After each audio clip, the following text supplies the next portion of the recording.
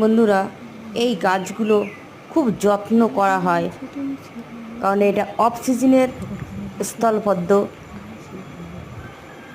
এটাতে সবেমাত্র 2-1টা করে ফুল ফুটছে। প্রচুর পরিমাণে কড়ি দেখতে পাচ্ছেন আপনারা। তবে একটা সমস্যা আছে, কি জানেন তো? গাছটা বাড়ির মধ্যে হলেও, একটা গাছ না, এখানে 3-4টে গাছ আছে, কিন্তু ফুলগুলো থাকে না। আমরা ঘুম থেকে ওঠার আগে ফুল চুরি হয়ে যায়।